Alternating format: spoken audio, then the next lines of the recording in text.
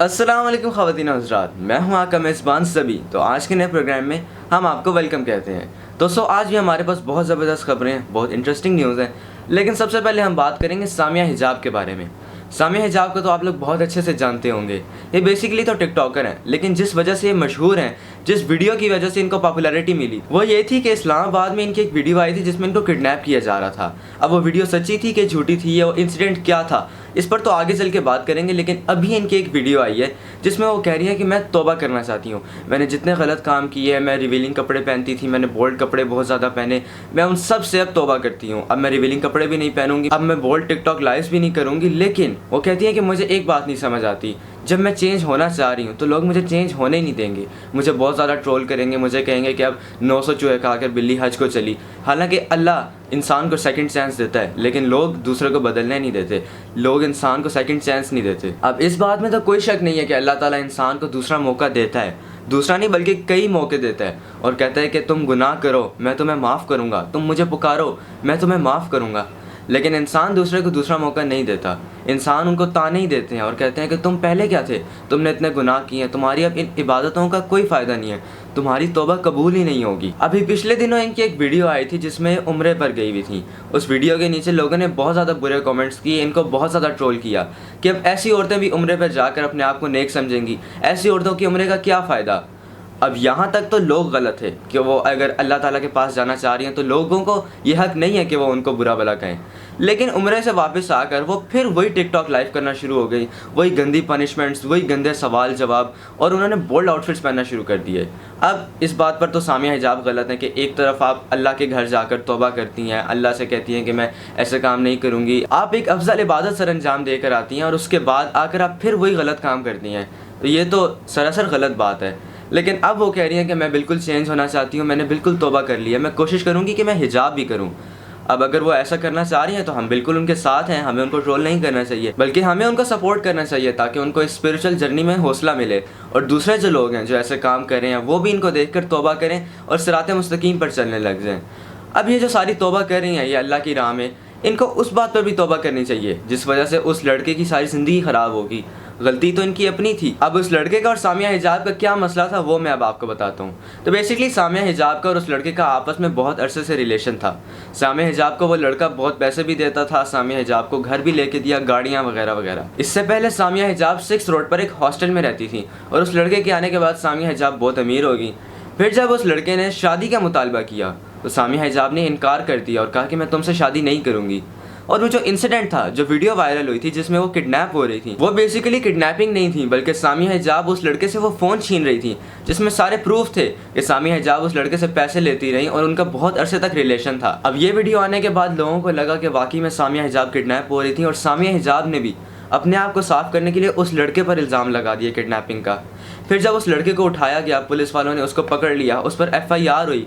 उसके घर वालों ने फिर कहा कि नहीं, ऐसा नहीं था, सामिया हिजाब और इसका रिलेशन था आपस में, और सामिया हिजाब इससे पैसे लेती रही हैं। फिर जब वो सारा मामला खुल गया तो लोगों को पता चला कि गलती सामिया हिजाब की थी और वो लड़का किडनैप नहीं कर रहा था। लेकिन बहरहाल हम तो यही सोचते हैं कि सामिया हिजाब को उन चीज़ों से भी तौबा करनी चाहिए और एड्रेस करना चाहिए कि हाँ, वो मेरी गलती थी, वो लड़का किडनैप नहीं कर रहा था, ताकि उस लड़के की जो ज़िंदगी ख़राब हुई है वो बच जाए। चलते हैं नेक्स्ट खबर की तरफ और बात करते हैं ऐसे शख्स के बारे में जिसकी पूरी दुनिया में सबसे ज़्यादा फ़ैन फॉलोइंग है। ये वो सेलिब्रिटी है जिसके कोई हेटर्स नहीं है और फुटबॉल इंडस्ट्री का गॉड भी कहलाया जाता है। इस शख्स का नाम है क्रिस्टियानो रोनाल्डो। रोनाल्डो ने पहले जो फुटबॉल इंडस्ट्री में रिकॉर्ड्स लगाए वो तो कोई नहीं तोड़ पाया, लेकिन अभी 2026 फीफा वर्ल्ड कप में इन्होंने 2 ऐसे रिकॉर्ड्स लगाए हैं जिसको पूरी दुनिया देखकर शॉक्ड हो गई है। अच्छा, रोनाल्डो की उन वर्ल्ड रिकॉर्ड्स की तो हम बाद में बात करते हैं, पहले मैं आपको बताता हूँ रोनाल्डो के बारे में। रोनाल्डो शुरू से ही इतने अमीर और वेल सेटल्ड नहीं थे, बल्कि बचपन में बहुत अंडर प्रिविलेज थे। इनका जो बचपन था वो बहुत ज़्यादा गुर्बत में गुजरा था। ये एक बहुत छोटे से किराए के घर में रहते थे, और उनके फादर जो थे वो एक फुटबॉल क्लब में इक्विपमेंट मैनेजर थे, और उनकी मदर दूसरों के घर में बर्तन धोती थी, उनके घर साफ़ करती थी। और रोनाल्डो जब 14 साल के हुए तो उनको स्कूल से भी निकाल दिया गया क्योंकि उनके एंगर इश्यूज बहुत ज़्यादा थे, और जब वो 14 साल के हुए तो उनको स्कूल से निकाल दिया गया उनके एंगर इश्यूज़ की वजह से।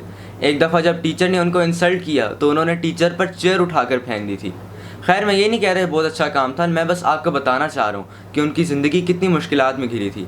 फिर जब वो फाइनली फुटबॉल इंडस्ट्री में आ चुके थे 15 साल की उम्र में उनको एक सीवियर हार्ट प्रॉब्लम हो गया, जिसकी वजह से लग रहा था कि अब इनका बचना मुश्किल हो जाएगा। फिर जब उनकी सर्जरी सक्सेसफुल हुई तो उन्होंने इतनी स्ट्रगल की कि अपनी ज़िंदगी की सारी मुश्किलात को हरा दिया। आप ज़रा सोचें कि जिस बंदे की माँ दूसरों के घर में क्लीनर हो और बाप एक छोटी सी नौकरी करता हो और फिर उस शख्स का शुमार दुनिया के अमीर तरीन लोगों में हो, तो उस शख्स ने कितनी मेहनत की होगी। खैर, अब बात करते हैं इनके 2026 के वर्ल्ड रिकॉर्ड्स के बारे में। अभी उज़्बेकिस्तान के खिलाफ उन्होंने जो मैच जीता है उसमें एक गोल की वजह से उन्होंने वर्ल्ड रिकॉर्ड बना लिया है। वो कैसे, मैं आपको बताता हूँ। 2006 से लेकर 2026 तक जितने फीफा वर्ल्ड कप्स हुए हैं उन सब में उन्होंने एक एक गोल तो लाजमी किया है। इसकी वजह से उनको 6 कंसेक्यूटिव गोल्स की वजह से वर्ल्ड रिकॉर्ड मिल गया है। और दूसरा वर्ल्ड रिकॉर्ड ये है कि फुटबॉल इंडस्ट्री के ओल्डेस्ट प्लेयर बने हैं जिन्होंने हैट्रिक लगाई हो। ये बहुत बड़े वर्ल्ड रिकॉर्ड्स हैं, लेकिन इन्होंने पहले भी बहुत ज़्यादा वर्ल्ड रिकॉर्ड्स लगाए हैं, लेकिन उनमें से जो मेजर हैं जिनकी वजह से इनको गोट कहा जाता है वो मैं आपको बता देता हूँ। इन्होंने दुनिया में सबसे ज़्यादा ऑफिशियल गोल्स किए हैं, यानी कि 143 से भी ज़्यादा इनके गोल्स हैं। और इन्होंने सबसे ज़्यादा विन्स भी की हैं, 132 इनकी टोटल विन्स हैं जो कि ऑफिशियल हैं। अब ये सारी बातें बताने का मकसद ये है कि देखें, एक शख्स जिसका वालिद छोटी सी नौकरी करता हो, जिसकी माँ दूसरों के घर में क्लीनर हो, उस शख्स ने अपनी फील्ड में इतनी ज़्यादा स्ट्रगल की कि वह दुनिया का सबसे बेस्ट फुटबॉल प्लेयर माना गया। उस शख्स के पास अब इतना पैसा है कि वो दूसरों के लिए स्कूल्स बनवा रहा है, वो अफ्रीका में वेल्स लगवा रहा है। और उस शख्स के असूल इतने पक्के हैं कि कोक और पेप्सी जैसी ड्रिंक्स जो वो खुद नहीं पीता, वो पैसों के लिए दूसरों को भी प्रमोट नहीं करता। वो शख्स कहता है कि ये मेरे लिए नुकसानदेह है तो सबके लिए नुकसानदेह है, मैं पैसे के लिए कभी प्रमोट नहीं करूंगा। और रोनाल्डो ने अपने बेटे को तब तक ट्रेन नहीं किया जब तक उसके बेटे ने फास्ट फूड और ड्रिंक्स नहीं छोड़ दी। रोनाल्डो ने कहा कि जब तक तुम फास्ट फूड और ड्रिंक्स नहीं छोड़ोगे मैं तुम्हें ट्रेन नहीं करूंगा, क्योंकि जब मैं तुम्हें ट्रेन करूंगा तो तुम्हें ज़रूरी है कि तुम हेल्दी डाइट लो और तुम एक्सरसाइज करो। खैर, ये वीडियो बनाने का मकसद ये था कि आप लोगों को मोटिवेट किया जाए। गुर्बत और परेशानियाँ बेशक जितनी भी ज़्यादा हों वो आप लोगों को रोक नहीं सकती अपनी कामयाबी से, अगर आपके हौसले बुलंद हों और आप मेहनत करते रहें। अब इस बारे में आप लोगों की क्या राय है, कमेंट सेक्शन में ज़रूर बताइएगा। खैर, चलते हैं नेक्स्ट खबर की तरफ और बात करते हैं सहर हाशमी के बारे में। सहर हाशमी का भी एक ड्रामा चल रहा था, ड्रामा सीरियल जंजीरें। उस ड्रामे में उनकी एक्टिंग को पहले तो बहुत ज़्यादा ट्रोल किया जा रहा था। लोग कहते थे कि इनकी ओवर एक्टिंग है। ड्रामे के अलावा भी जितने पहले इन्होंने ड्रामे किए हैं लोग कहते थे कि इनको एक्टिंग नहीं आती, ये ओवर एक्टिंग करती हैं, इनके किरदार हमेशा बहुत छिचोरे होते हैं। ड्रामा सीरियल जंजीरें में भी इनका किरदार काफ़ी छिचोरा सा था, मतलब लड़के को टेबल के नीचे से पाँव मारना, उसको तंग करना। और सबसे ज़्यादा जो इनका सीन वायरल हुआ था जिस पर इनको बहुत ज़्यादा ट्रोल किया गया था वो ऐसा सीन था दानियाल ज़फ़र के साथ, मतलब बहुत ज़्यादा क्लोज सीन था। लेकिन अभी इनका जो सीन लास्ट सीन था ड्रामे में जिसमें इनकी डेथ हुई है, उस सीन को लेकर बहुत ज़्यादा इनको सराह रहे हैं लोग कि इनकी एक्टिंग बहुत ज़बरदस्त थी। अब नॉर्मल एक्टिंग तो सब लोग ही कर लेते हैं, हंसना कूदना खेलना, लेकिन जब आपकी असल एक्टिंग सामने आती है वो होती है रोने वाले सीन में, चीखने वाले सीन में, चिल्लाने वाले सीन में, तब पता चलता है कि आप कितने एक्टर हैं और आप में कितना दम है। और वाकई सहर हाशमी ने जो एक्टिंग की है इस सीन में ये बहुत ज़बरदस्त है और इसी वजह से लोग उनको बहुत ज़्यादा प्रेस कर रहे हैं कि इनकी एक्टिंग बहुत अच्छी थी। अब कल तक जिस एक्ट्रेस की छिचोरी एक्टिंग पर लोग उनको ट्रोल करते थे, आज एक सीन की वजह से पूरे सोशल मीडिया पर उनकी तारीफ़ों के पुल बांधे जा रहे हैं। अब अगर आप लोग ये ड्रामा देख रहे हैं तो मुझे ज़रूर बताइएगा आपको क्या लगता है कि इस सीन में इनकी एक्टिंग में वाकई दम था या वैसे ही वायरल हो गया। कमेंट सेक्शन में ज़रूर बताइएगा। अपना बहुत सारा ख्याल रखिएगा, दुआ में याद रखिएगा। मुझे दीजिए इजाज़त, अल्लाह हाफिज़।